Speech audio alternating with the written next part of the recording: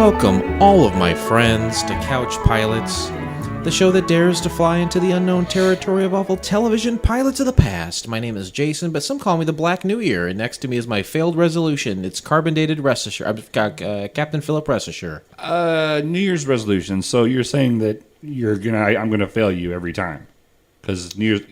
I think in general people fail the New Year's resolution. And then you introduced me as your New Year's resolution. So am I failing you, or am I just failing myself? I think you're getting a little worked up, and it's not necessary. The beginning is just a funny thing we do. It doesn't mean anything. Well, I take them personally.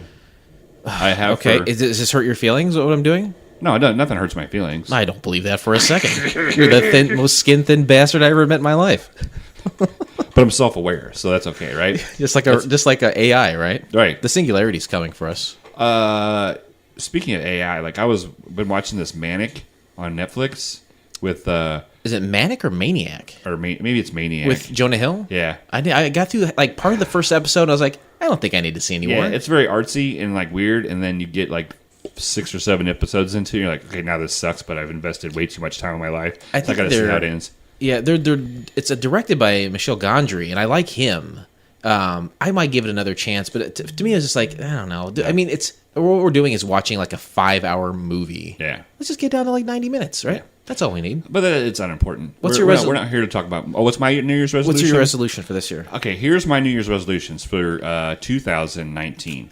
No more paper eating. 1, I'm going to stop smoking. Why?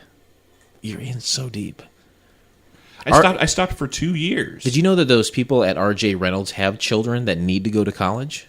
And they have plenty of money from other people. I need to quit. Okay. I need to quit. I encourage you to keep going, but stay the course. But my other New Year's relationship is to drink more. So stop smoking, drink more. You just slurred that. I think you're well on your way then.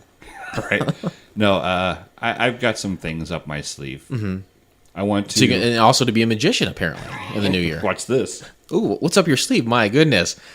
Really pantomiming.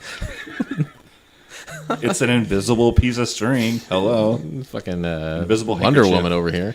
No, I don't have any New Year's resolutions. Be a better dad, I'll fail. Be a better husband, I'll fail. But you really do want to stop smoking? I do want to stop smoking. Are you going to go gum, patch, back to vaping? Is there a path, or are you going to cold turkey that? I think the best way to do it is cold turkey it. You're probably right. Because I've done all the other stuff. Everything else is just as big as a money pit, but without the horrible side effects health-wise. There's still side effects on all that shit. But there's side effects if I stop smoking. There's side effects. I will gain even more weight. Well, remember when you used to eat entire sleeves of Oreos and Mountain Dew in the middle of the night? And Ritz crackers, a whole sleeve of Ritz crackers. You got us. Oh, I got an idea. I don't do that anymore. This is my New Year's resolution. 2 cookies tonight. I'm gonna get sleeved, tattooed, but they're gonna be sleeves of Oreos. My whole arm is gonna be a sleeve of Oreos. Right. So, and then the other one's gonna be a sleeve on my other arm, a sleeve of Ritz. What do you think about that? I think that'd be pretty cool. It's a good idea, right? Right, but then I'll try to eat your arm off. I hope that does not happen. But you know what? You and I need to have a talk about portion control, and that is my biggest. Well, I think that's my biggest problem. Mm-hmm. I eat a whole bunch. I see. 2019 is your year. I hope so, because 2018 has sucked. The second half of 2018 has sucked. Yeah, I agree. Are you gonna get married in 2019? Yeah. You're gonna be in a relationship longer than 3 weeks? That's really not fair to me. I'm just like you. Okay, I know you look at me and you're like, boy, he's a hunk. I do. You're a handsome guy. He's super cool. You're super cool. You're like, what a beefcake. But I have feelings too. I want love just like anyone else, but it's got to be a real specific type of love. That's what I love. You know what? This is the part where I'm at. I love you to death, and I like you, and I love how you are. It's got to be a specific thing, or it's nothing at all. You won't settle for anything. I commend you for that, but then I also look at you as being lonely and masturbating in your full-size bed. Well, I don't envision that. The size of the bed doesn't matter. I'd be masturbating in it no matter what. And you know what? Honestly, when you live alone, your entire house is your bed. That's true. You can masturbate anywhere. So when you were over earlier, I'll just leave it at that. I was at the front door. Yeah. So was I. I've been there once or twice. looking at the cut width. Okay. I want to know the story behind this. Right. I usually don't ask you personal questions because But so you have a front door that has a large window in the front door. Yeah. Okay. Normally people buy a curtain or a drape. No. Or a blinds even. You have taken a piece of like poster board. I noticed there was a bite taken out of it earlier too. A poster board, and then you have to have a peephole, so you have a hole cut in it, and then another another piece of. So okay, as a flap to make you look up. Yeah. It's comical. I kind of want to just leave it at this. Okay, when I went to go buy the house, there was a man there who was 89. I think he's still alive to this day. And I go to the front door, and I'd never been really up to the house before, but I wanted to buy it from him, and I knew this guy for a long time. So I go up to the door. I look directly into his house, and he's in his recliner sleeping. And all I could think of is, if I ever move in here, I don't want that to be me. I don't want people to look directly into my house and see everything. So you can buy some blinds. Well, there was a curtain on the door at one point, like a magnetic rod. It looks so cheesy and shitty. As opposed to a piece of poster board. Yeah. I'm at the point where I don't even see it anymore, and I don't even think about it. I totally would like to get something else. And maybe this is a call to arms right now and me doing so, but I don't understand having a front door with a giant clear window that you can see directly. No, I agree with you. I just think your means of covering up I don't even it's think very about opposite of what you are. Like, your house is immaculate. You have amazing eclectic, collection of stuff. Decor. And then you have like a poster board that you had left over from your science fair project in 8th grade. That's not inaccurate. That's pretty close. Bring it up. Give us our guest. You're right. He's waiting. I think I should be thanking you because I need to do something with that. I'll buy it for you if you want. I'll buy you some blinds. Yeah, that'd be a great Christmas present. All right. Even though Christmas is past.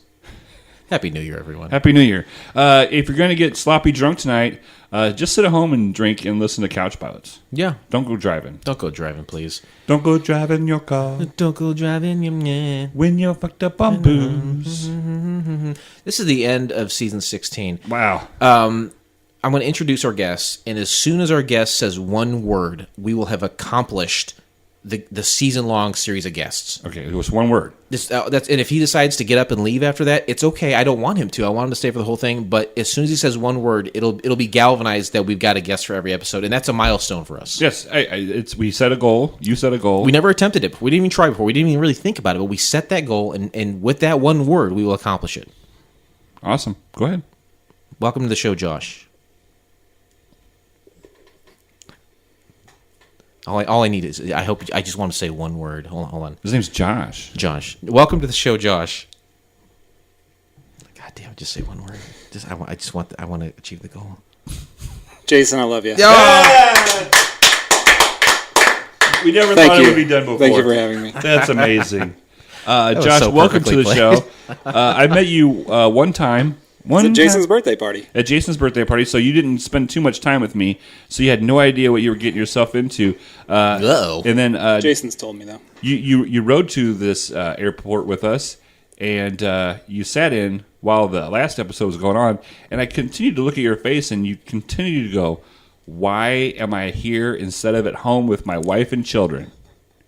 I also go to bed at like 9, so I'm starting to He's wind dozing down off. for the day. Yeah. He's dozing off. I go to bed at that time, too, except on Mondays. And in the car, I'm 36 now, close to 37, and I think I'm going deaf. Huh? I think I'm going deaf. What? Got me once. Shame on you. Get him twice. Can't be fooled again. So are you a big podcast listener? I am, actually. Really? I sit at a desk all day. I'm an accountant. Okay. I do listen to a couple podcasts a You're day. not looking at my checkbook.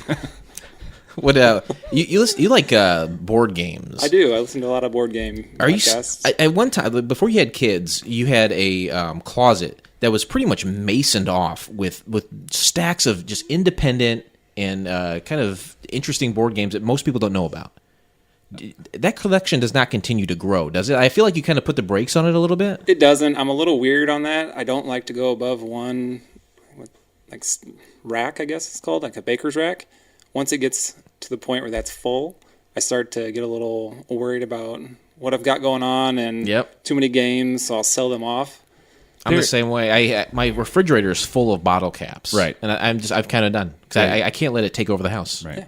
It just feels weird. It feels excessive to have so many. And then it's also with board games, you have to know how to play them and know the rules. And you have to have people who also know how to play them. And who will play by the rules. And who will play by the rules. Hey, if you Not my friends. If you ever want to invite me over, I'm very good at rules and games. I'm very good at it. But there is a... Can you come without, Jason?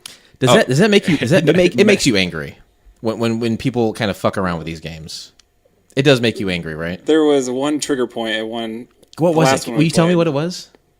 I think it was mostly Javen. Was it throwing out the name there?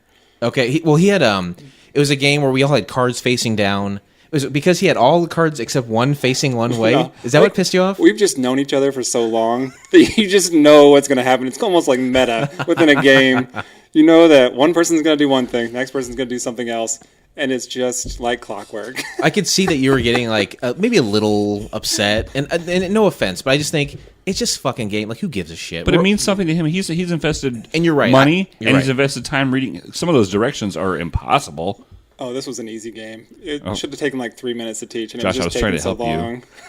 No, you're right though. I should respect him and his game and his rules and his house. But I it's hard for me to think that way. And then like later, I was talking to our other friend Jeff, and Jeff was like, "Oh yeah, he was super pissed." Well, when you're explaining this to me, it's funny that we now have some kind of common thing in common with each other, Right. And the other common part of it is Jason. Right. Jason enjoys. He knows the things that bug me, like when we're podcasting or just in life, and I'm an instigator. He instigates it, but he also gets pleasure out of my uncomfortableness, and it seems like it's the same thing here with you playing board games. Oh yeah, well, I was surrounded by instigators. It's Yeah. just Jeff does it. Instigation begats instigation. Jason's kind of, you don't know Sawing exactly a what child's he's doing. foot off upstairs. That's okay. Stop that up there. No. Jeff just pokes the bear constantly. Yeah. That's what he does. Well, Yeah, I have a lot of fun with it. They're the greatest guys in the world, and sometimes playing board games with them is fun for some of us, but not for some of the people who host it, apparently. it's cool. You notice the last 2 times I've invited you guys over, I've just been like, let's just talk. Yeah. We're over the other night, and he was just I'm not risking you guys spilling beer on my new board game. King of Monsters. I do love that Dang dice game. That's great. And the card game. They're both great. I love They're Bang. fun. Yeah. It's good for family events, mostly what we do. It's just fun to get together and you have people playing games instead of just staring at each other. And so you do you listen to podcasts that are board game related. I do. Yeah. There is a podcast called A Couple Things Podcast. It's 2 couples, and they pick things to talk about. But one of the husbands is a board game junkie guy. Like they went to England over the holiday. They went to a holiday in England, and like there was specific games that are only available there that he sought out and had shipped back. Because he's that much into it. Like he has tons of them too, and there's some. There's a con for board games that Josh attends. There are multiple cons. Cons. There's one from Germany. I think it's Essen Spiel. That's the name of the event? It is, yeah. Is it Essen's the town. Dusseldorf? Dungledorf. It is in Dungledorf. Dungledorf? What's your if your wife said you have to throw all these games out except one, your desert island game. your desert island game? That's a good one. Ooh. It would probably be King of Tokyo. Jason called it King of Monsters. Oh, I did. I screwed it up. Yeah. King of Tokyo. It's just a fun dice rolling game. Yeah, and there's Fun for monsters. It's all chance. It is, yeah. Yeah. There's a little bit of strategy, I guess, in what like Yahtzee, where you roll and re-roll. Sure. Oh, this is a question I had from too about board games. Do you feel very competitive when you're doing it? I don't. You don't? No. Because you're so deceptive. Like in the games where you have to lie to people. I just like lying. I was gonna say you're very good at it. You're great at being deceptive during the games. Well, one of the reasons we had Josh on is because 2019, our Patreon is getting to where there's a little bit of shekels in it. Yeah, we can start throwing around some funds. And, we thought about doing T-shirts or koozies, but every podcast does that. Yeah, why get lost in the mix?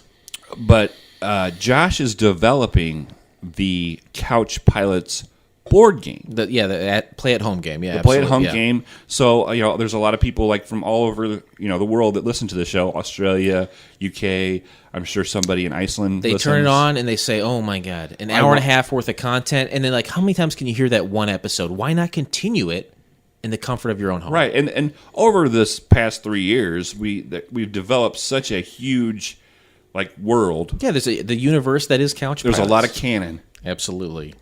and so we've brought Josh on As a board game expert. yeah, and he's going to help develop it, and we're really excited about it. Josh, what are there any tidbits you can give us about the game that you're developing? Oh yeah, give us some tidbits. Listen, guys, we all know this is a highbrow podcast. Thank you. So this is Thank going to you. be a very serious, what they call a Euro game with a lot of strategy. Not much chance. We want all information here. Let's get our minds. There's no chance in Yeah. this thing. So thinking resource management, worker placement game. So we're getting Right. we are gathering resources like our Like Monopoly. funds. Like Monopoly? Sure, yeah. Would you Like consider Monopoly. that in the same category? Yeah. You're, Yes, I will for you. You're trying to get properties. Yeah. I don't know. It's I'll shut up. You just explain. Less chance though, because that one's Yeah. roll and move, so Yeah. it's just what you roll. Right. So this one's more We're playing chess, not card-driven, checkers, yeah. right? Right. There's going to be some trivia involved. So Trivia. we need funds. Yeah. We need equipment. Yeah. We need to stop hitting the table with our hands. We need. What do you say? Development and the production of the prototype and maybe first run. How much shekels are we talking here? Yeah, how much I shekels? think if we get on Kickstarter, we can easily raise a couple $1 million. You think about Blood Rage and Scythe. I think about Blood Rage all the time. Yeah. I think about All it these the time. recent. My wife Kickstarter has it board once a games. month. Am I right, guys?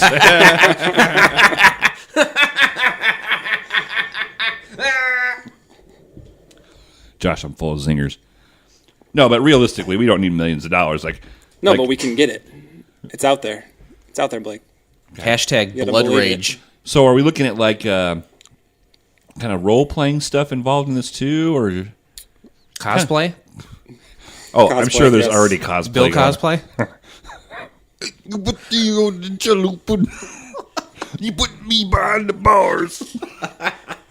I put the pill in your drink. You put the man behind the bars and can't get out of jail. So what? Okay, if we don't want to talk numbers, obviously, or you don't want to give too much of the game away that you've developed.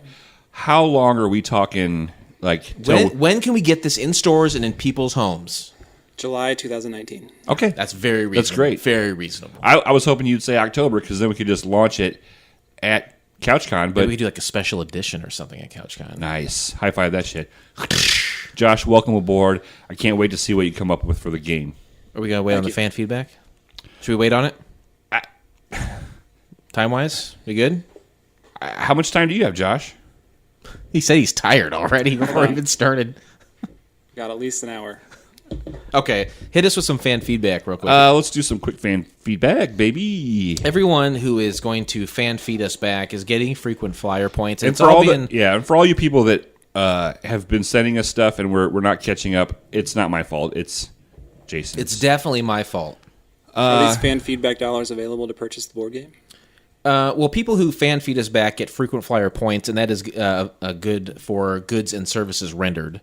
So I thank you for that nice segue. Yes, you can use it on Amazon now, but only Sure. Amazon Taiwan. right, and also you're going to be able to purchase the actually tonight's the last night to purchase. Yes, and you can put it towards your your tickets for CouchCon. Just go on to Amazon and just type in CouchCon 2019. Yep, that's it. Chris Tuckley sends us an article from the BBC News. A sleep pilot overshoots Australian island. And that sucks. I said he needed a good co-pilot to do everything in the middle. So Yep, that's you. what I do. That's what you do. Because I take it up And I do everything in the middle. and then I bring it back down. And then Chris says, incapacitation has never been an issue on Air Force One, except maybe during the Clarissa Now episode. We were very drunk on that one. Remember we interviewed that guy from Power Pack, and that's yeah. the only episode of our show he listened to? Yeah. I remember. So there's a whole bunch, but there's a lot of long stuff. Luke, your friend Luke the Drifter, on the Couch Pilots on Facebook, he put, "He's gone too soon, only 94. I know Blake was devastated." Stan Lee. No, George Bush. Oh, George Bush. Yes, another guy that everybody was like, "Oh, this guy was amazing." I'm like, "Come on, Was he? He puked on a Chinaman.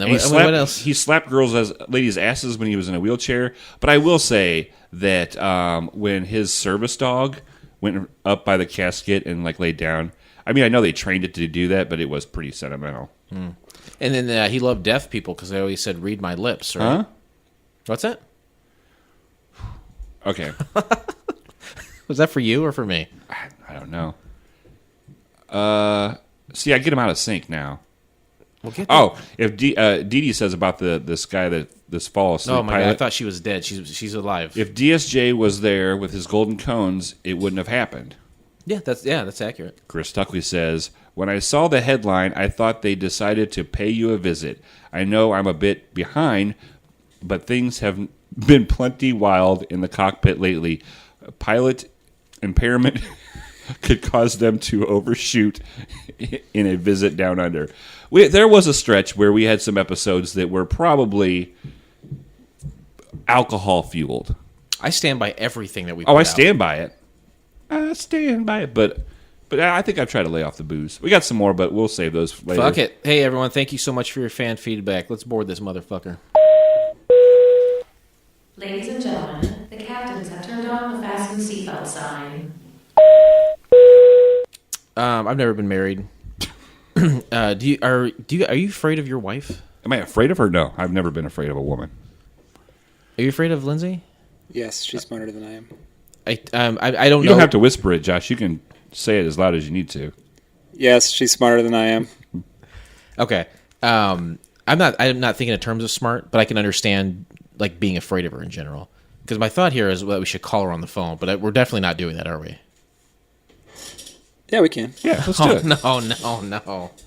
Well, then why did you bring it up? Because you know you want to do I it. really thought he was going to say no. I don't know if I have her But number. see, he's though. warning her, so it's fine. Oh no, I do have her number. Why do you have every guy's wife's number? I don't know that you should worry about that. Jason, this is skeptical that you have my wife's phone number. Well, you know what? I have a very strict policy. I never contact my friends' wives ever for anything unless it's their birthday or it's Mother's Day. That's the only times I ever send them anything unless their husband is attached to the thing. Otherwise, I feel like it's not right. I'm going to ask her about that actually right now. Okay. Did you tell her I'm calling? No? Okay. Well, I didn't know if that's what you just sent on your phone. Hello? Lindsay, this is Jason. How are you? Good. How are you? Good. Hey, I'm here with your husband. We're recording a podcast. We just wanted to call you real quick. Are you going to record me? Well, I mean, we already are. It's happening right now. Is that okay? You jerky ass. What did you get Josh for Christmas? I can't tell you that. Okay, that's fair. That's a good wife. What if I take off my headphones? Technically, it's after Christmas, so she can't tell us because he's going to know. Right. I wanted to ask you something real quick. Please verify because Josh is very worried that I have your phone number, but I only text you on when it's your birthday and or Mother's Day. Is that right? That is true. Okay. And for arranging his surprise birthday party. Oh, that's true 3 too. years ago. Yeah, that was a great party. I wasn't invited to that. She was on bed rest and arranged a surprise birthday party. Wow, for that's From a a dedicated bed. wife. My wife would not have done that. Right. And all I'm doing, Lindsay, is looking for the right woman who would do that. Oh, Jason. She doesn't believe you. For a long time, I thought I was like her favorite of your friends. I don't think I'm anywhere near that anymore. I think she. There have been a couple stories that have put you on the decline. Really? Like what? The sweaty 5K. Oh, don't worry. Come on. We've all had our indiscretions, Lindsay. That's not fair. That's pretty bad, though. It's pretty bad. I don't know if it's your worst, but it's the worst I know of. Wow. Okay. Boy, I don't know if I have anything else. I'm really kind of heartbroken right now. What? Do you listen to podcasts? Josh said he listens to only board gaming ones, which is super boring.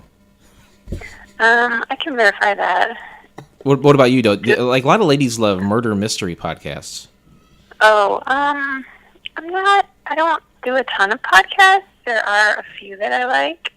Like that I what? listen to. I like The Armchair Expert Okay. with Dak Shepard. Oh, I yeah. I like Hidden Brain, NPR. Couch pilots. And then there's a couple professional AVA ones that I listen to. I just heard. Did you know Conan O'Brien? He's got a podcast now, and he just had Dak Shepard on. It just released, and I guess did you hear the one with Conan on his? I didn't hear that one. Okay. No, I'm probably like a month behind, to be Okay. honest with you. That's cool. It sounds like you are on the vanguard of podcasts because Dak Shepard's kind of he's riding high right now. He's got some good numbers. Well, I mean, yeah, right. That's why I listen to him. Well said. What's her favorite board game? Oh yeah, what's your favorite board game? Is it King of Tokyo? I hate that game. Don't talk to me about that game. All right. I can't believe you called me to talk to me about King of Tokyo. What's Did you plan that? No, we were talking about it. We asked Josh. He said the chances of you being on a desert island by yourself forever are very good. What game do you take with you? And he said King of Tokyo. Wow, he said that? I was obviously there without Lindsay. Well, yeah, we're like, don't you want to take your wedding photo album? He said, no. Yeah, I we won't didn't take that say game. one board game. He said anything, and including person. And he says it would still be the board game that I would play by myself, known as King of Tokyo. Well, there's still time to change the locks tonight. That's why you're here, Josh, just to get in trouble. What is your favorite board game? And then we'll let you go. I promise. I'm sorry. My favorite board game? Have I talked to you about how much I don't like favorites questions? What is it? She said that she doesn't like favorite questions. Oh, no, that's never come up. Yeah, I think it's really difficult to narrow any one thing down to my favorite. That's fine. You don't have to answer it. You know, mine's Skipbo. That doesn't She surprise needs me. choices. I don't think She that's needs three true, though. choices. Please stop subtly insulting me to my friends. Okay? Can you say that? So if you asked her who her favorite boyfriend was, She won't say couldn't favorite. answer that. She wouldn't say favorite. No. All right, that's No, enough. No. That was kind of a softball. I like whatever game you will come over and play, Jason. That's very sweet of you. What an about face. That's funny that my wife likes you and Josh's wife likes you, She but you doesn't like can't me. find a girlfriend. She doesn't like me. She said that's. I'm not going to get it on the show. Lindsay, thank you so much for confirming what I already knew about our relationship. Oh, come on, Jason. I'm not. I do like you. I'm not lying when I say that I love you very much, and you're great for my friend Josh. But I'm going to let you go, and you have a great night. All right. Well, thanks for calling, I guess. Yeah, you guess right. I'll see you later. Okay, It was so nice of her to take that call on New Year's Eve when Josh really should be taking her out and giving her a night away from the kids and taking her out of the town. Instead, he's podcasting, and she's at home. She loves those kids. Yeah. I am shamed. Hey, your little bit backfired on you, didn't it? It kind of did. It kind of did for You've once. been hanging out with Kevin too much. Is what's happening. Yeah, It's the effect. I think so. Well, no, I'm not even going to. Today we discuss the pilot episode of Sherlock Holmes, The Man Who Disappeared, from the year of our Lord 1951. Now, I can say without a doubt, great year. That was a really good year, 1951. You're going to give us some facts about 1951, but how old were you in 1951? Wow, I am way off here. I would guess negative 30. I guess like negative 24. Yeah. Negative Josh? 31. Nice. Yeah. He does math in his head because he's an accountant. Yeah. Do you do a lot of head math? I do. Are you doing it right now when you look at me? I am. Is it like... I'm counting your beard hairs. Shit, what are you at? I think he's autistic. 17? Right. Accountant, It's autistic. only 17. That's about right. My beard sucks. Josh, what we probably should do is we should probably have you break open the books here at Couch. Oh, break open the books. But that won't work. Here's a simple accounting question I'm trying to explain to my wife that she doesn't understand, okay? The amount of money that we have coming in each month is less than the amount of money going out each month.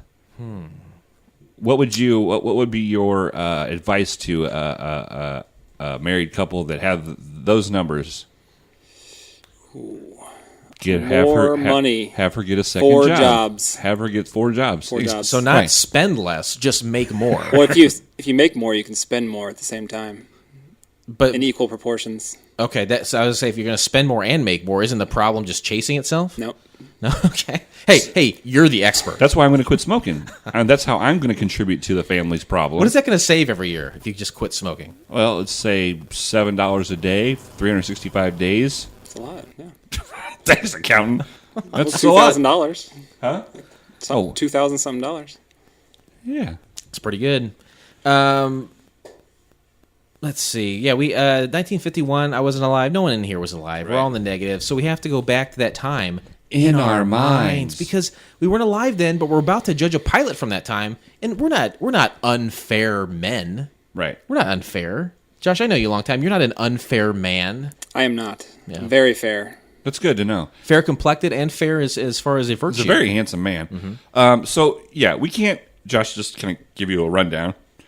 We can't judge this pilot based on 2018. It would be ridiculous. It would, there was no CGI, right? There was no color television. There was no Band-Aids. There was no Courtney Cox. There was no laptops. So we can't look at this pilot from today. Are you able to go back there In my your mind Yes. to 1951? I am. Do you know anybody that was alive in 1951? My grandparents. Okay, great. And they're great people, right? They are. It was a great time. It was a great time. There was Bobby Sox. Bobby Soxer. Your wife just sent me a text message. Did she say she loved you? She did not say that. She said, "You jerk. I thought Josh was lying in a pool of his own blood or something, so I answered the phone." So the only way I would ever get your wife to answer a phone call from me is if you're with me, and she hasn't heard from you for 45 minutes. Wow. Well, I do believe that Josh was over there texting his wife while we were doing the other show going, "This is a waste of time. I'd rather be with my kids and you." You've never done this. You've been with your kids plenty, okay? I have been. I was not texting her. This is a story that you can tell your children when you get older. I feel like I keep Way finding older. new bottoms in my own life. Oh, I find new bottoms every day, and I'm 47 years old. You say you're 47? Oh, wait. I got a birthday coming up. It's not going to be your 47th. 40th? I don't know. 1951 rolls around. The 22nd Amendment is ratified, which limits U.S. presidential term of office to 8 years. Is that a good one? Do you want a man in power more than 8 years? No, not currently. Not the current one. What? Anyone from Or the past? anyone, no. No, I don't think. Yeah, I think you become complacent. I think there's only negative things can come up. But I bet you that this amendment is changed before Donald Trump is out of office. Maybe. Tim just yelled from the back there. He wanted to see Barack Hussein Obamacare for another term. Well, you can't come back. Once you go black, you can't come back. By today's laws, but there was a president who left and then came back, right? Was that Franklin Roosevelt?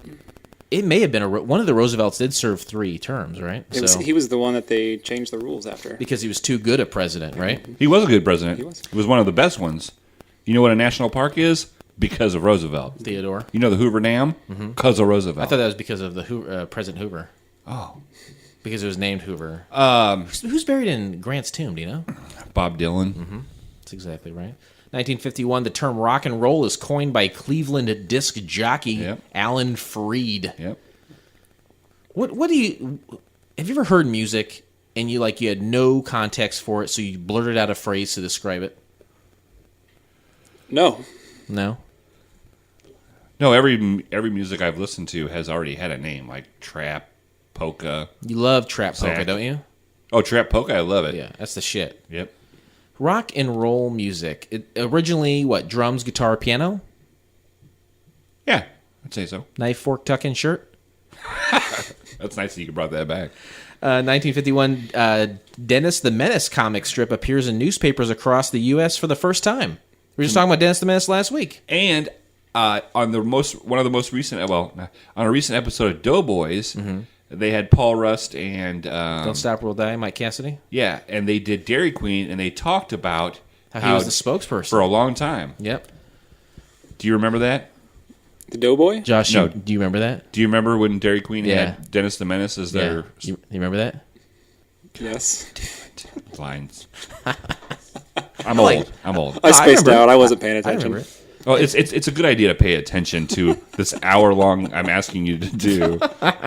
Never meeting you in depth before. I'm like, this guy's going to give me an hour. No, he's not. We're back in 1951. Yeah, I'm okay, there. I'm guys, there. we're back. Josh, you know why we watch Sherlock Holmes? There's It's- 3 reasons. It's free. Nice. It's available on YouTube. It's only been aired once. Maybe the first 2 were combined together. It's It's good enough for a guy who doesn't listen to our show. You sent me the link. Well, you picked it, actually. You I picked picked this it, one. and then you sent me the link. Oddly enough, let's get right into this, too. It's an announcement time, right? It is an announcement. Hold on. Okay, yeah. Ladies and gentlemen, we have an announcement. How long I don't feel like we've done that before. Where We've never had an announcement before. this is the first... Make an announcement. This is the first announcement. Ladies and gentlemen, the first ever Couch Pilots podcast announcement. That's good. I like that very much. Hope the children aren't sleeping upstairs and I just scared them to They're death. fine. They're fine. They've had enough sleep. Chris Tuckley, our UK pal, sent us a Christmas card last week, and he's also sent me some other things. Over 10 Ooh. nudes of his pale British body, which I manipulate myself manually to in my full-size bed, a.k.a. my entire house. You need to get one of those hand jives. But I've been born to hand job, I tell you what. Hand jive, not jive. What did I say? You said jive. So he sent us a bunch of links, and we've decided that we're going to do an entire season dedicated to Chris Tuckley. No one else has ever given us this much potential content, and we were going to start it on the next episode, starting of season 17. But Josh just so happened to pick one of his pilots that he. Are you related to Chris? I am. He's my dad. I think he's like a year or two older than me. Hey, and I don't know what happens in the UK. No, but How old do you think our listeners are? Got a bunch of geriatric AARP card listeners. and this is, He sent you a Christmas card. That's true. and I ate the paper, but And I ate the paper. it's kind of monumental because Chris has worked exhaustedly Tirelessly, without pay. to catch up. He found out about us after about a year. We were already doing it, Yeah. if not later. Oh, I think a year. And a half he's at worked least. his ass off to get caught up to us, which is good because now we can make references and not have to worry about like 6 months. Then we'll get a random Facebook message. Honestly, I was never worried about it. But he sent us a lot, and there is a reputation that I have, Josh, that I never rate British pilots very well. It's not true, but I've never really given a good rating to a British pilot. I think this is Chris and Jason's way of first making me suffer, and two, try to prove me wrong.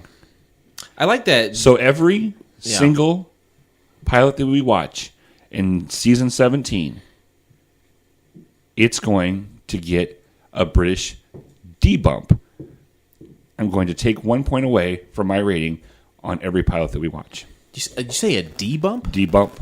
Okay, so that's like the reverse of a bump. Exactly. Oh boy, that's It's like an innie instead of an outie. That's fair. So do you generally not like British shows? I think it's there. I understand that British humor is different than ours. I understand, but we've just never watched them when that was any good. So Jason and Chris are going to be giving me 11 straight. I'm hoping. And here's the problem: one of them was Doctor Who. Like fuck that, right? Doctor Who's really stupid. I agree. Yeah, and one of them was like a Was it a pilot though for Doctor Who? yeah. It was about the dog, robot dog, K9 Robo. K9 and Company. Yeah, and the other one was Robin Hood spinoff, and then one was a supernatural one. And we also did Heil, Honey, I'm Home, the Hitler sitcom. Yeah, and I like that one. A sitcom about Adolf Hitler. Yeah, That Sounds is nice. It's from the UK. But so Chris sent us all these different links, and he gave us a little information about each one too. So I'm going to read real quick an email that contained the contents of this link that we're doing today, the Sherlock Holmes Pilot. It says, "Dear Jason, I know I said I'd wait until my 10th submission to sketch out my plans for the recording of the UK TV season of Couch Pilots, but I just couldn't wait. Also, I'm running out of pilots, so I may never make it past number 9. So we're knee deep, and I kind of reorganized a little bit. But he says, in my mind, I see a Renaissance fair. And he spells fair Fayre. We will find out through the course of this season that his skills as a writer far exceeds all of us combined. okay. But in my mind, I see a Renaissance fair type event with Warwick Castle, the backdrop for a live recording of Couch Pilots. In the distance, we see pennants fluttering and knights jousting on horseback.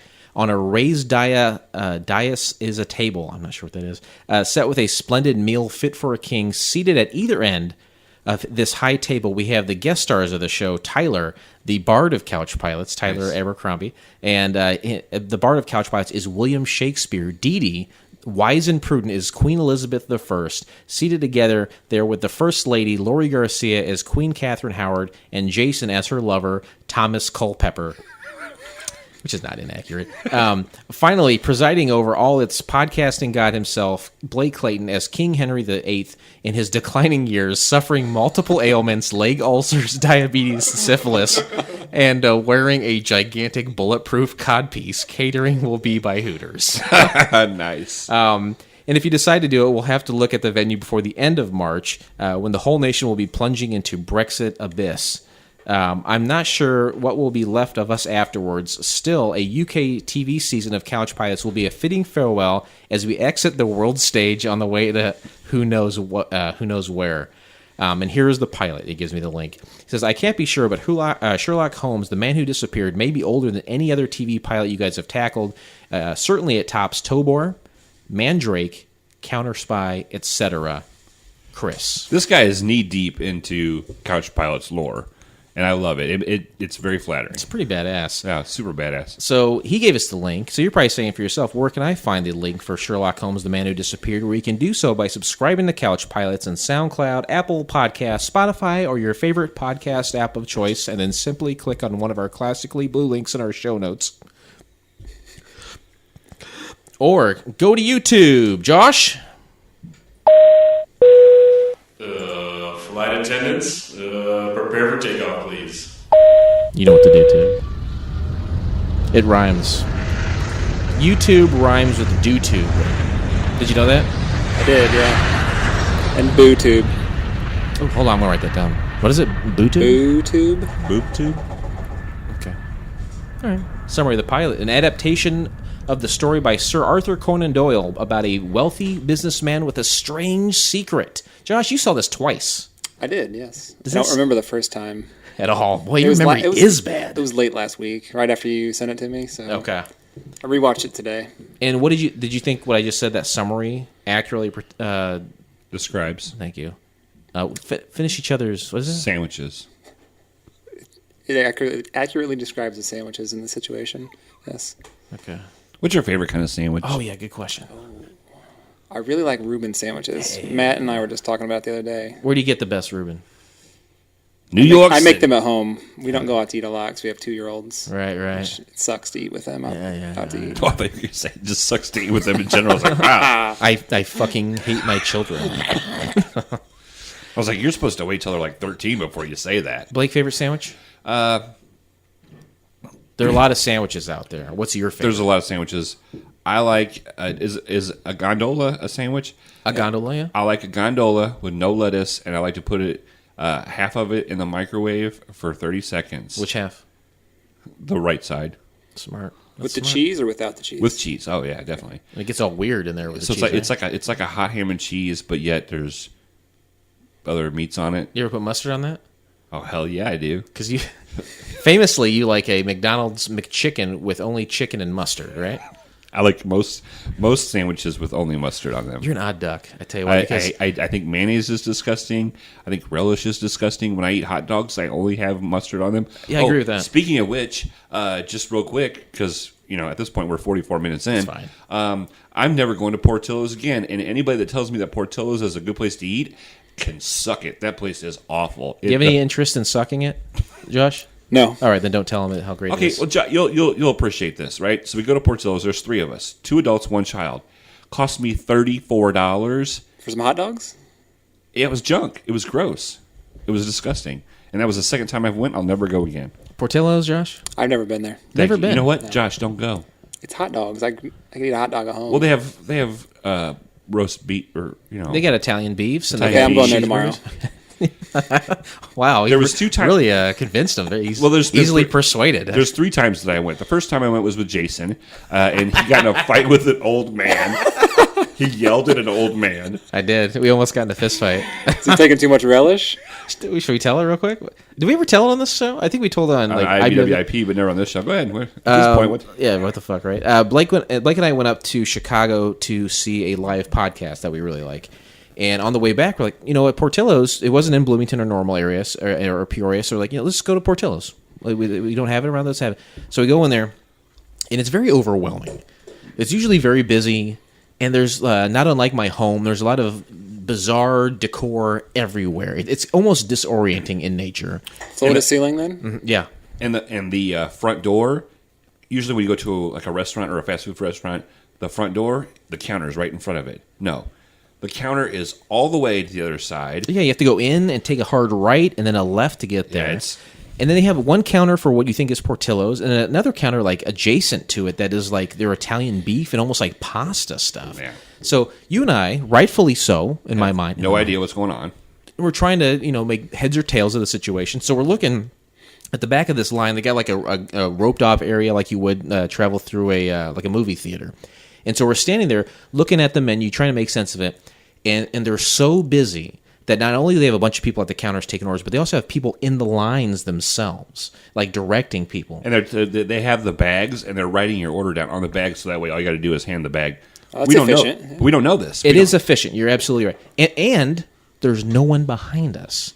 So this old man is standing there. I think it was Hitler.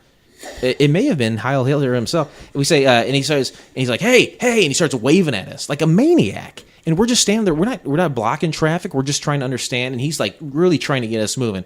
And I say, hold on a second, old man. We're coming.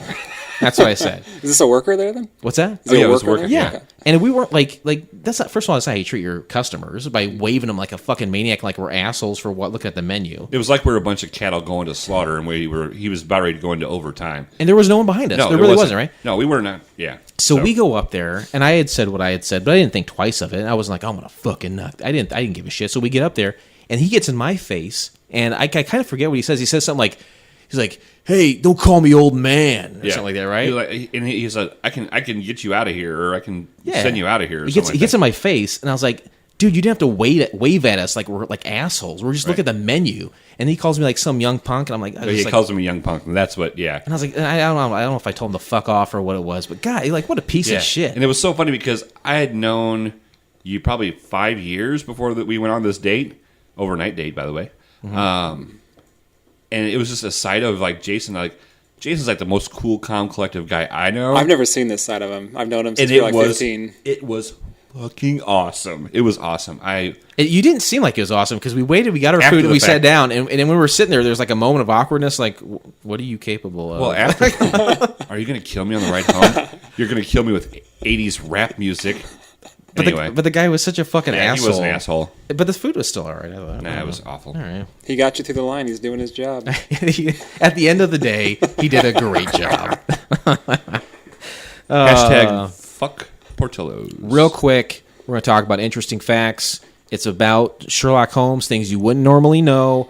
You're going to hear this shit. You wouldn't know it if I didn't present this shit to you. Don't ruin someone else's experience. Don't taint anybody else's experience. Taint is the area is between the asshole and the nutsack, or the. That's why it taint the balls and it taint the ass. But it's also the area between the asshole and the vaginal opening. So that whole area. I've never seen that, so I don't know. I got a story for you, Josh, that you'll appreciate about that after the show. Please remind me. I will. So, Josh, just if you find this facts interesting, just don't say anything, okay? What if I have a question on them? You can raise your hand. Yeah, you have questions, just no opinions, because you don't want to ruin someone else's intake of these facts. Do you have any questions? No, I'm good. Okay. The Man with the Twisted Lip, one of 56 short Sherlock Holmes stories written by British author Sir Arthur Conan Doyle, is the sixth of the 12 stories in the Adventures of Sherlock Holmes. The story was first published in the Strand magazine in December 1891. Doyle ranked The Man with the Twisted Lip 16th in a list of his 19 favorite Sherlock Holmes stories. What was the first story? Great question. I do not have the answer to that. I don't know the answer. I apologize. Jeez. Yeah. This aired as a TV short in April 1951. Fact. Stars John Longdon as the titular Sherlock Holmes, Campbell Singer as Watson, Watson, and Walter Gottel, the 70s and 80s. Mr. Gatel. He was a guy from the 70s and 80s James Bond pictures. He went by General Antal Goggle, and he played Luzado, which I can't place. There's been a number of adaptations of this Sherlock story, the man with the twisted lip, but only this one is the one we'll be discussing today. You saying a man with a twisted lip? It says a man with the disappeared. Yeah, the man who disappeared. But yes, the title was changed to The Man Who Disappeared. Can I call time out real quick? Please. Well, I'll just say this. Interesting facts over. Oh, thank you. Give you some reprieve. Hey, Tim, is that a Commodore 64 monitor over there? That's fucking awesome. That is cool as hell. Twitter responses. Can I take a picture of that later? Like not right now? Take as many as you want. That's cool. Twitter responses. Twitter responses.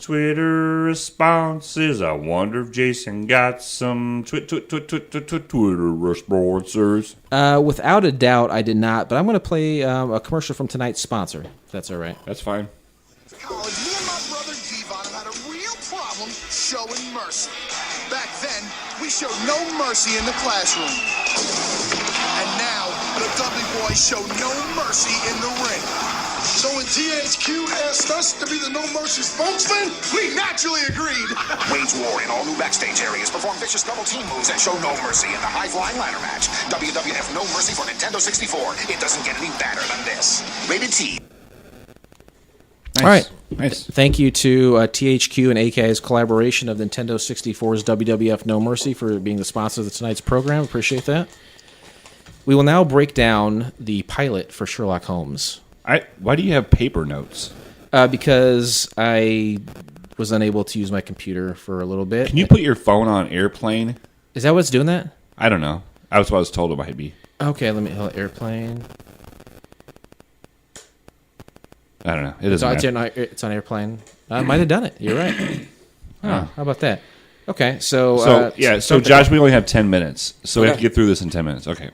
all right, 10 minutes it is. 7, 6, 5, 4, 3, 2, 1. Classic countdown, the beginning. I love that. That's my favorite. When I see Yeah. a film, I love it. Haunting music. Very dramatic. Would you say it was haunting? It was haunting in a way, not scary way though. I wrote scary though. Oh boy. Oh boy. You were wrong about that one. So start off wrong. We're in London, obviously, right? Yeah. And Mr. Watson is narrating the beginning. It seems like a time before Watson and Sherlock Holmes were working together, didn't it, or not? I think they were. They were just starting out. Yeah, I'd say they're still acquaintances at this point, but they're not firmly in their detective mode. Right. Right. It doesn't have Watson on the business card. It's just Yep. Sherlock. A mysterious lady arrives at the Sinclair residence. Doreen. Is that Dolly Parton? No, Jolene? no. Doreen. I don't know that song. Who sings that? Woody Guthrie? No, it was Scroat Belly. Scroat Belly? And you got to check out Scroat Belly. If you never heard Scroat Belly, check them out. Is there Taint Belly? Pretty funny. Okay. Definitely seems like the late 1800s. What do you think? Like 1880s? definitely. Those Yeah. carriages, and notice it's a very shaky camera. So I think the guy who was filming it had Tourette's. Or he was terrified by that haunting music from the That could be beginning. true. Oh, it wasn't terrifying. It wasn't even scary. Somebody says. They are at the Sinclair residence, and they're the person what's her name? Doreen. Doreen. She's looking for Neville, right? Was his name Neville? Neville Sinclair, yes. She tells him to come with her, and he doesn't want to. It's clear, but for some reason he must go. We don't understand. There's no context for this, but he's compelled. Yeah, because to go. he's throwing a party or something, right? And he's like, I guess I can't leave. And she's like, oh, you're gonna leave. You know why you gotta go. So every time somebody goes in those other doors, there's some random chatter you can hear a little bit in the background. I thought it was a laugh track at first. Oh, but really? Did you? I didn't pick up that. Did you? No, I got it. Neville takes a gun with him. You see that shit? important. You know it's serious then. I think yeah. back in those days, you had to take a gun with you everywhere you went. Yeah, it was the Wild West of Yeah. the Of you the guys- 1800s. Did you guys catch how they described her in this lady? No, go for it. Please. Tall and beautiful, but not out of the top drawer. I don't know what that means, but I thought you might want to use it, Jason. Not in your- another time. Yeah, I'm. After all, I'm trying to get married this year as a resolution. So maybe I'll tell a lady she's a top drawer broad. That'll get me some sweet action, huh? Next scene: Mrs. Sinclair goes for help with Sherlock Holmes. It's the next day, and her husband is gone. Right. And, the first thing he does is Sherlock is like, is your husband having an affair? That's immediately what he goes to. That's the first thing. And she's like, no, he would never do that to me. He loves me, blah, blah, blah. And then he's like, what does your husband do for a job? And she's like, I don't know. Where's your husband's office? I don't know. Yeah. He never talks to me about business. I'm like, he attacks her essentially verbally to get all the information. He has nothing ill against her. He's just trying to get as much as he can. This is classic, like Sherlock Holmes. He like asks blatant questions. He doesn't. He cares not about what you think of him. He has questions to ask. You got to get to the point. To the point, no faking. In Neville's defense, sometimes you get home from work and you're tired. You don't want to talk. Not if you've been together that long. Yeah, maybe she doesn't know because he's tired. He doesn't know where the office is. Does your wife not know where your office is? She does, yeah. Okay, thank you. Big Jason, mistake. Jason, does your wife know where your office is? No one. Tim, waits. does your wife know where your office is? You know where my office is. Yeah, damn right I do. No one's waiting for me at home. He cracks her really quick, and then he basically tells her how he's done it. Like, he's always willing to give a bunch of exposition about how he's completed a task or figured something out. Anyway, they go to Mr. Sinclair's office. He's kind of an ass, right? A little. He's definitely. He's kind of like the. Did you see him stroking that violin bow? Oh, yeah. God damn. That do something for you? Oh, yeah. A smart guy with a violin bow. Oh, yeah. Putting that rosin on it. Ooh, yeah. Love that rosin. All across that horsehair. Mmm. They go like the address isn't like where it is, like where there's nothing there. It's not an office Right. there. She had an address, but there's nothing there. It's like some shack, like building. Shack attack. They take a horse and carriage, and they hear like piano bar music, and it's a speakeasy of sorts. It's kind of it's like a bar that they find, right? Sure, it's dive bar, right? It's conveniently located next to the non-existent office. That's true. So he talks to the barkeep there, and the guy kind of plays dumb. Yeah, so, he's like, hey, what happens in this bar stays in this bar. Yeah, people who ask kind of questions. It's not good for their health. Right. And so Sherlock Holmes, he takes a seat, and he's just going to observe. And he doesn't have to observe very long. No, because a man with a limp walks in. Mm-hmm. A limp. He might have polio. Hold on Back then you could have Hold on a polio. second. Was that the presidents of the United States of Yeah. lump? Yeah. But you said limp instead of lump? And I said polio instead of he might be dead. That's ridiculous. It's relevant. I love it. George Bush That was died. great. Blake, did you know my dad has polio? You met him tonight. Oh, boy. What a He limps. Awkward. sour grapes, huh? He doesn't have polio. They got rid of that a long time ago. He's fucking with me. He's an anti-vaxxer. His dad's an anti-vaxxer. Yeah. Yeah. So the old man... Okay, enters- is Uma Thurman your mom? Isn't she Uma Thurman? I Isn't she thought the one? Jenny that- McCarthy was Oh, the big Jenny one. McCarthy. That's right. God, I fucked that joke up. Sherlock Holmes then follows the hobbled man that Yeah. Josh mentioned into a graveyard. And so this is just like the Jason movies. This old man is hobbling like a mofo, and Sherlock Holmes is just walking along, following him. Goes up and goes into this place. Ends up being an opium den. I was not expecting. I mean, I know for the time it was appropriate, but I just didn't think that this Sherlock Holmes pilot would be set in an opium den. They get to this weird part of town where the opium den is, and they see Mr. Sinclair up in the window. And so they're like, oh my God, we got to get in there right away and find out what's going on. But they enter, and yeah, it's an opium den, and they ask the wrong question. And let me get this straight here. Watson is attacked, and Sherlock Holmes immediately leaves him to be attacked. While He's evasive. Yeah. He's And slippery. nobody noticed the second guy. He just stepped around the corner. But I feel like that Sherlock kind of like that didn't instigate the fight, but was like, oh yeah, it's on, and then slipped around as Watson was getting his ass beat. He's like, right? I need a He knew it was distraction. I will sacrifice Watson's health Sure. as a distraction, and he does. So he goes upstairs. Sherlock Holmes does, and he finds Mr. Sinclair passed out on the ground, and then he goes like back downstairs Yeah, 'cause and he like thinks starts he's whipping some dead. ass. Yeah, and because he wants to get out to call the call the the cops. authorities. Yeah, Well, Watson already went for the cops because when he got back in the That's true. carriage, he said to the police or something like that. he brings the popo right in, and Mr. Sinclair is gone when they go back upstairs. And Holmes investigates, and there's blood on the windowsill. So he's trying to put this together. What happened? on the windowsill. Sing blood on the windowsill to lump like There's blood. There's blood. There's blood on the windowsill. I give him what I think is an impossible task, and he nails it. There's also a pile of clothes in the corner. Yeah. The man's clothes. Did you guys figure this out before or not? Did you guys, because we know what happened at the end. Did you guys put this together at all or not? Not in 1951, I didn't. No, I didn't put it together. Holmes seems to work well with the local law enforcement. Sometimes they know him. Sometimes when you have like a private investigator or something, usually have beef with each other. Yeah, they're like at odds, but they totally seem simpatico with each other. I don't feel like Sherlock trusted him all that much, though. Well, he was above them. He definitely seems yeah. like they're dumb, but I think it's probably him using them. Sure. He takes advantage of what they can do for him and keeps that relationship going. Can I just interject one thing? Please, here? by all means. Do you notice how long the chase took? The chase scene out of a 25-minute episode. Oh, when they were getting the chasing the hobbled guy yeah, for a minute long. and a half out of the 25 minutes. It is funny. That's when pretty epic. Yeah. And at one point, the hobbled guy's moving away, and Sherlock's is in the frame within a second. Like you could hear him walking behind him. And it was funny because at the bar, originally I thought that he was selling cigarettes, but come to find out he was just selling matches. Yeah, I still haven't figured out why he's selling matches as his. Never mind, I don't want to give it away. Wait, I don't know how much. We only got a couple minutes. I have 1 minute left. Oh shit! Anyway, they look out the window. They see a boat with some clothes and they're coins. Yeah, and then he's like, "Oh, they put a bunch of coins in the coat to sink it, but just put some fucking rocks in it." Yeah. It didn't sink it. Coins are worth something. Rocks are free. Right, and there's tons of rocks in the scene. Unless you just have opioid rocks, and then they're worth a lot more than Right. coins. Yeah, hell yeah.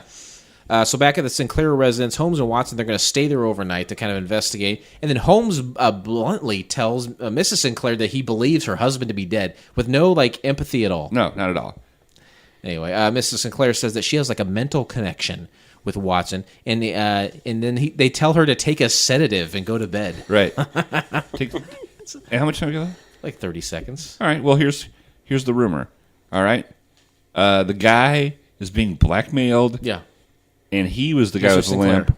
Yep. But I want to get to this before the buzzer went off. Is there was an explanation at first of what happened, and I had no fucking clue in understanding why he was being blackmailed. I still don't understand why. Was he on opiates, and he owed him money? Why was he being back and blackmailed? There was one scene. Wait, you mean to do back and black to lump? Yeah, do back to lump. It's back to back. You got it? No, I got it, but it's fine. You got? Oh, you're gonna deprave or I said 2 beers. I don't even.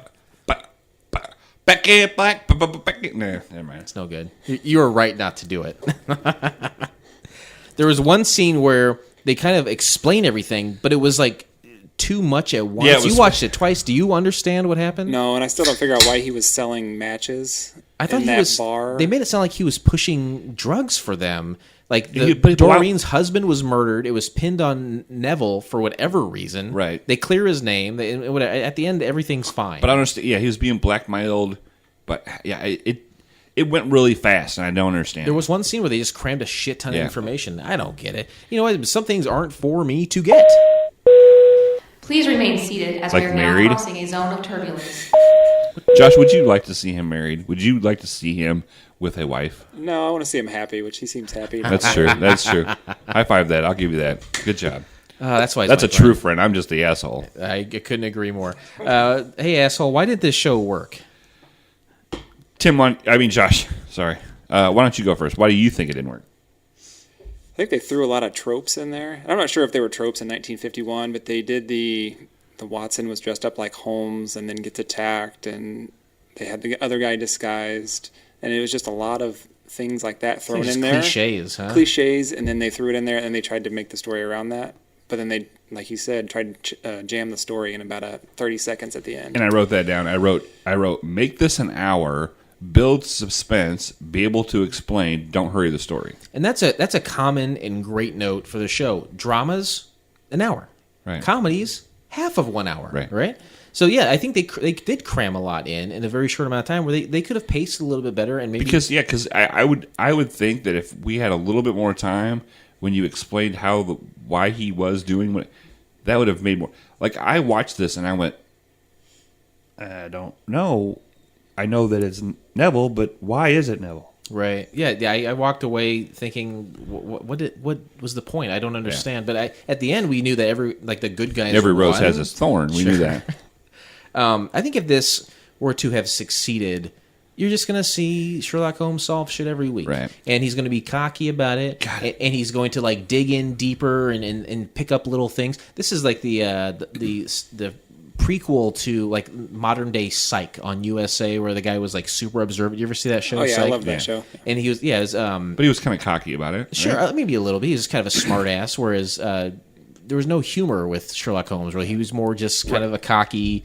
Pugh's probably on the spectrum too, honestly. Right. We have seen a lot of these kind of shows. There was one that we watched that was an old one where it wasn't Sherlock Holmes, but it was a rich guy who solved stuff. Oh, that was a British one too, I think. Right? Yeah, that one was pretty good. He was on the train. No. He traveled around on his train, I thought. No, right? this is way before that. He had a weird butler, and it was... Was it Leslie Nielsen? Yeah.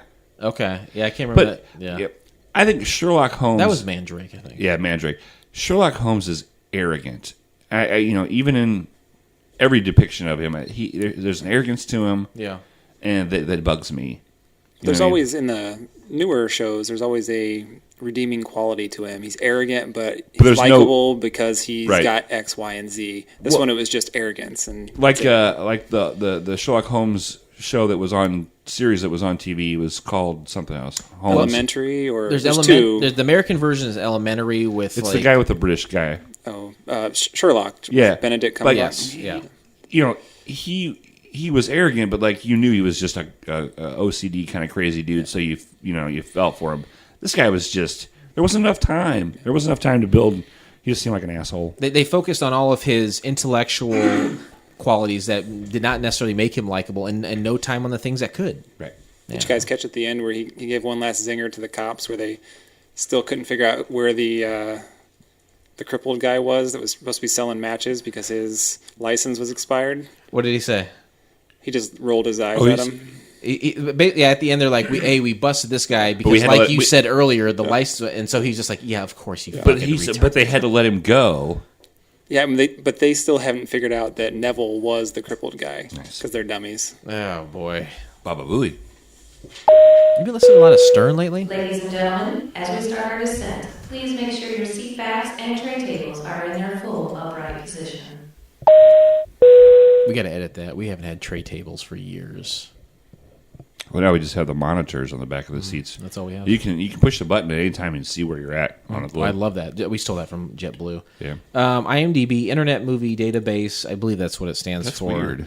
Out of 10, people from around the world have seen this and ultimately rated it. Josh, what do you think those people said about Sherlock Holmes? Said or rated? Rated. Rated via said. I'd say they give it a 6. Okay. 6.5, baby.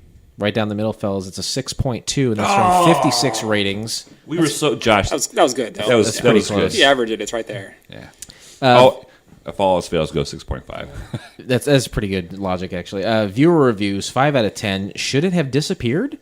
This film of The Man with the Twisted Lip was originally intended as the pilot for the series of Sherlock Holmes adventures for British television, but was not to be. This sample is done generally competently, but it is still not difficult to imagine why more were not made. The adaptation is fairly workmanlike and adequate, but deviates from the original story in ways that seem to contribute nothing and actually diffuse some of the drama. In fact, despite the fact that the story has been made to fit a 25-minute running time, this production still seems to drag and move rather slowly. Most of the actors deliver their lines in a fairly uniformly stiff, uninterested manner, and that doesn't make things very interesting. Who's got the crooked lip? Neville? He says the line crooked lip at one point, and I thought it was when he was over Neville's body. Yeah, because Neville had all the makeup and stuff on, and the prosthetic, I think it was something with his lip. Yeah. Like it's called a cleft palate there, Sherlock. Well, he actually does say twisted lip at one point, I know, in the show. Is that what they used to call cleft palate? Perhaps. Why try to change what is perfect or near perfect? Apparently, this short film was intended as a pilot episode for Sherlock Holmes TV shows and was never bought. And while the film seems competent enough in how it looks and sounds, the story is a mess, and fans of Conan Doyle will most likely pick up on this. The Man Who Disappeared is based on the great Conan Doyle story, The Man with the Twisted Lip. The original story, in my opinion, is one of the best stories among many Conan Doyle stories. It is perfect, or at least near perfect. So you wonder, who was the idiot who thought to radically change the story? Instead, the improvements serve to make the story less interesting. Plus, it seems to be very nervy to change the story. I'm not sure what that means. And to this great degree. Surely Doyle would not have approved of this bastardization, and the new story didn't make a lot of sense. Overall, the film is competent but undistinguished as far as the acting and direction go, but the story is very weak. It's really mostly of interest to homophiles. I apologize for everyone for using that word. Cool word, huh? What is a homophile? Sherlock Holmes. Lovers? Homophiles. Sherlock Holmes completists would have been, I think, the preferred nomenclature there. No, I got one more. I'm going to skip it, I think. Yeah, skip it. Let's grade this thing, huh? You excited, Josh? Very excited. For it to be over? No, to rate this thing. Okay. Local time Good is answer. 11:11, and the temperature is You lie really good. 6 degrees. For your safety We're talking about those games earlier where you have to lie, right? Yeah, he said he likes to lie. He's great at it. He's the best How liar many I windows ever can you met. have open at one time? Hold on, I'm gonna check my fantasy football real quick. Oh, sure. Why don't you do that? Well, I took this team over for Josh though, so it is of interest to him, perhaps. Of all the board games and stuff you play, but you had to have somebody else take your fantasy football team over? I don't want to take it seriously. It's fantasy football. So it's like the opposite problem with the board games that I have. You were starting to take it seriously, and so you gave it up like crack? The league was taking it seriously. I didn't want to put the time in. So you just did. It's not even that you enjoy competition. You just like interaction. Yes, I don't enjoy competition. I'm not a competitive person. Never been? Not really, no. Me neither. I grew up and my dad had coached our baseball teams, and we won like one game in 3 years. It didn't matter. All right, it was so fun. You were desensitized quite early. I was, yes. That's good. I wish I would. I'm not gonna check my fantasy football. I turned it into airplane mode, so it kind of. I saw fantasy football. He's lying. It came up, but it wouldn't log me in. That's what Matt says all the time too. I am 15 points ahead on a guy, and if I win tonight, then I move on to the next round of the playoffs. Nice. Oh. I think Matt's done. High five that shit. Woo, I'm gonna listen to this later and realize I'd have lost, which is upsetting. Boy, 1 out of 7, right? You want to talk about the grading scale for this show? Oh yeah, and Josh, you probably don't know the grading scale. You ever The Wings. Have you ever seen that show? I have. Yeah, I used to watch it all the time. You watch it all the time. Who Nice. was your favorite character? I don't know. I don't remember their names. Well, but the what did he cooler do? guy. The cooler guy. Yeah, the cooler Which is pilot what? guy. Who's the cooler guy? Brian Hackett. Yeah. That's the best you're gonna get. That's number 7. That's the best score. But let's go through them real quick because it's been a while since we did this. Do you remember when Stained used to say that all the time? It's been a while. Remember that song? Yes. I got the Unplugged DVD. It says it a lot. I tried to give it to Jason. He goes, "I don't want this shit." You didn't want it on your shelves or on your bedroom? I was like, "This No. is the DVD of Stain Unplugged. I'm giving it to you." And you that would go, ruin your bedroom experience. Yeah, the feng shui would be wildly thrown off. Number 1, which is the worst, Roy Biggins. He was a big fat guy with a mustache. I remember him. Number 2 is a Faye Yetten, and she was the nice little old lady that ran the counter. Okay. Number 3 is a Antonio Scarpacci. You got it, buddy. Who was the taxi driver who never was driving a taxi, was just at number 4. Monk. Monk. Okay. Helen Hunt's sandwich business, right? Sure. Is that not right? That's not the right name. What's Helen Hunt? No. Helen Chapel. Yeah. All right. Number 5 is Helen is not a number 4. Well, that's what I'm asking you. Who? I thought you were just saying the name of her counter. I thought you just were saying the name of her counter. She's not a number 4. Okay, Antonio Scarpacci is 3. Yeah. Who's number 4? Joe Hackett. Okay, Joe Hackett. The other one of the Hackett boys. Which was You know him. the responsible one. Yeah. Right? Number 5, Lowell Mathers, which turned into Bud Brodsky. Friend of the show. Brian Haley. Number 6 was That's Helen. Helen Chapel. And then number 7 is a Brian Hackett. You feel good about that? It's better than I've done in the past. It really is. All right. Well, because a lot of people we haven't explained the actual. We don't go names. through each one every episode for sure because people would get tired of hearing that. Josh, why don't you give us your rating on Sherlock Holmes: The Twisted Nipple? I'm going to give it a 3. I don't feel like it's an Antonio Scarpazzi. Scarpacci. Scarpacci. Scarpacci. Say it with me. Scarpacci. Antonio Scarpacci. There you go. I like this guy. He takes direction well. I don't feel like Good it's that husband. cool. Good husband. Number 3. Number 3, yes. Yeah. You want to back that up with any reason? Or are you good?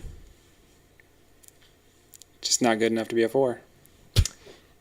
Right, That's what my wife tells me. Right below a 4 is a 3, so that would make sense. That makes total sense. Captain Philip, rest assured, I turn to you. How do you rate Sherlock Holmes: The Twisted Nipple? All right. First of all, I'm giving this an opium bump because I was so amazed that they brought in the opium den as part of the story.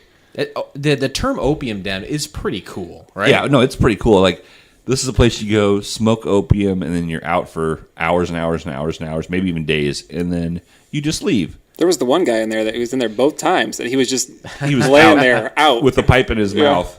So I'm giving it an opium bump, okay, but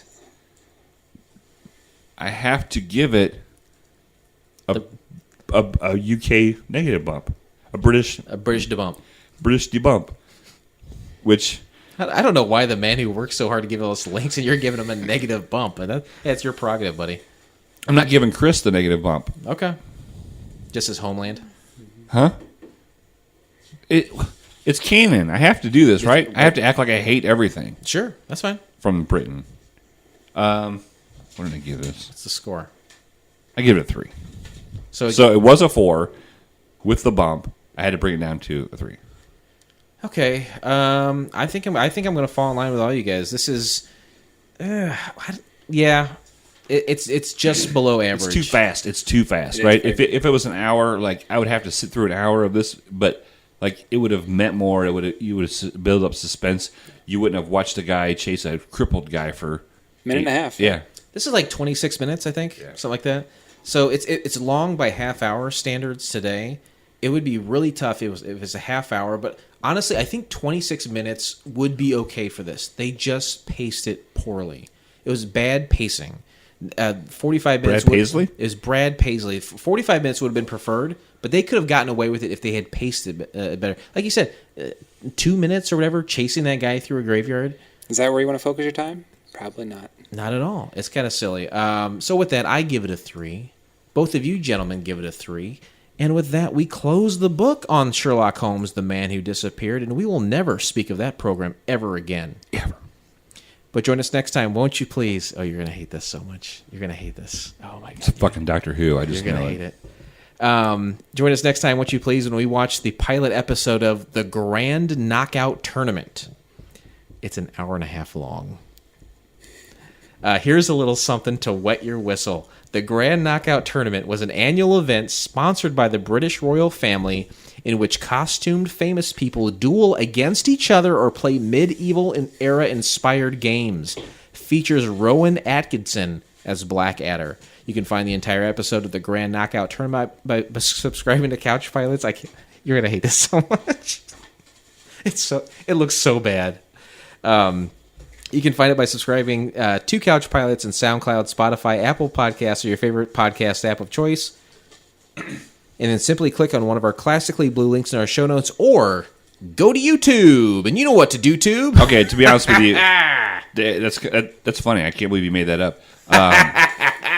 But I will tell you that I'm glad you didn't say. If you would have said Daily Motion and check out all the commotion, I would have said I'm not fucking watching it because it would be a pain in the ass for me to watch it. But since you said YouTube, I love Chris. Chris loves our show. You know what to do, Tube. I know what to do, Tube.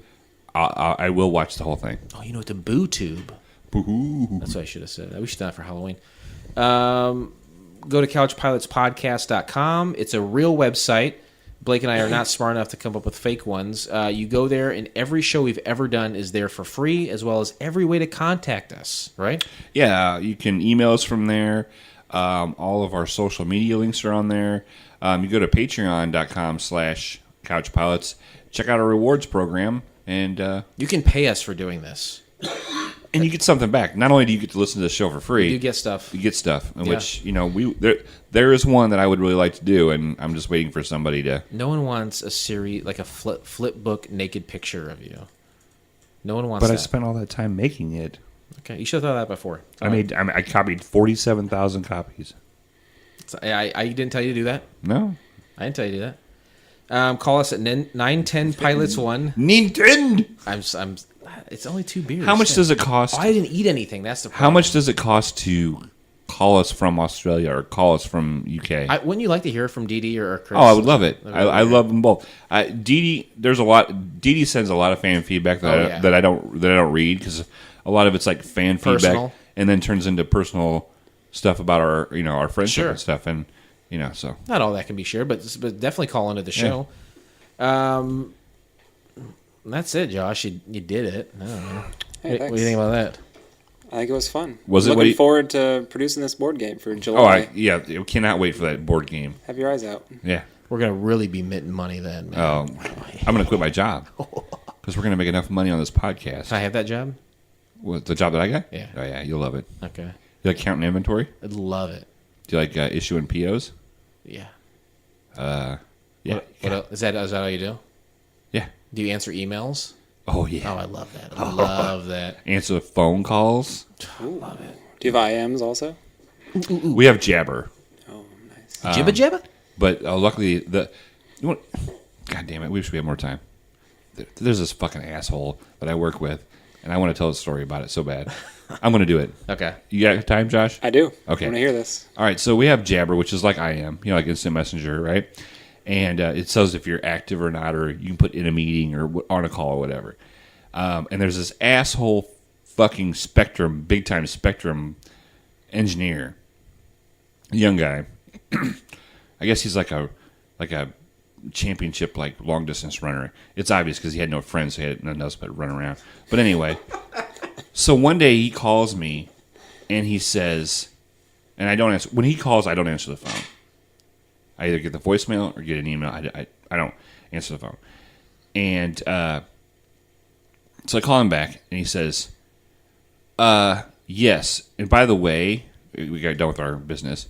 He goes, on Jabber, it showed that you were active, and we use Jabber to determine whether someone's at their desk. So if you're not going to be at your desk, you need to lock your computer. No, douchebag, I don't. You don't tell me what to do. I fucking hate that guy. Can you set it automatically to something else? I like to put mine at be right back. You know what? I should set it to I don't give a fuck, Eli. That guy's name's Eli? Yeah. Oh, that's unfortunate. His stepson is named Eli, too. The same as the right. boy. So you know what? I'm going to look that up. And also, so we have a thing called Yammer at our company. You use Jabber and Yammer? Yeah. We use Yammer, too. We do it's like a Facebook for your company. Yeah. I don't get it. It doesn't make sense because it's non-productive. Yeah. And so I have a picture of a gorilla. Did you get the high score on asteroids? Yep. I have a picture of a gorilla that I had adopted at St. Louis Zoo as my little thing. And the other day, the lady that her only job is to monitor Yammer and make people use it, she goes, "Hey, if you put a picture of yourself on Yammer, you could enter a drawing to win a Yeti mug." Okay, these Yeti mugs are mugs that we all already won. They just have extra ones.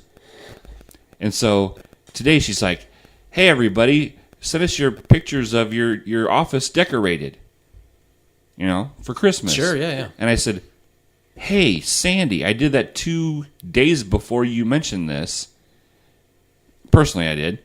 I said, "So do I get a cup just because I was the first one to do it?" And she goes, "You would if you no." She goes, "No, somebody else did before you. But if you would put an appropriate or an approved Yammer profile picture, you could get entered to win a Yeti cup." And I messaged her back. I said, "That is approved because that's my adopted son. Can't you see the resemblance?" It was funnier in my mind. Because to me, here's the thing. This lady, all her job is to get people in the company to use this stupid Facebook system. You really hate it. I hate it. I think it's a waste of time. You hate Eli, you hate Yammer, you hate Jibba, you hate Jabba. Man, you're... I get it. I'm with you. You got IM, voicemail, people walking up there. Yeah. Emails. Josh gets too me. many. Josh gets me. Good. I thank Josh for being here. No, it was great. I hope you had a good time. It was a pleasure hanging out with you. I hope to hang out again. Pleasure's all mine, guys. Before July, of course. Oh, yeah. Blake, that was... We got the prototype. I'll have it to you by March, April timeframe. Nice. Awesome. My birthday. My birthday. Oh, it's your birthday. Hey, that was so much negativity you just had about your work. Do you have anything positive you want to say to people before we go? Yes, I do, actually. It is New Year's Eve, okay? This is your chance, everybody, to wipe the slate clean. Mm-hmm. If you had a rough year... Oh, sorry, a little choked. Oh, no, it's okay, buddy. Hey, we all had a rough year. We got our ups and downs. Ups and downs. It's okay, man. 2019, go into that year on a good, strong foot forward. Yeah. You know, if you're going out tonight, have a great time, but be safe. There's Uber. Yeah. There's Lyft. I'll come pick you up. Yeah. Don't drink and drive. Stay alive. Stay alive. Don't punch your wife because she's going to get mouthy about, I'd say 12:35. She'll get mouthy because she's went from nice drunk to pissy drunk. Right? Has that been your experience, Josh? This is all sage advice, yes. Okay. Yeah. Thank you. Hey. Thank you for that. I wish you a happy new year. And thank you, all our fans, for another great year. For another great year. Yeah, thank you very much. This pilot, it may have been rough. It's kind of like your job, it sounds like it's pretty rough, huh? Oh, my job's easy.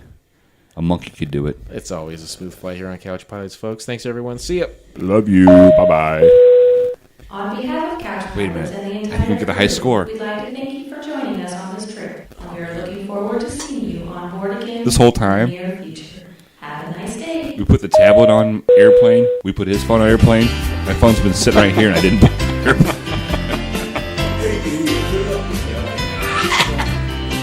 Come on, man.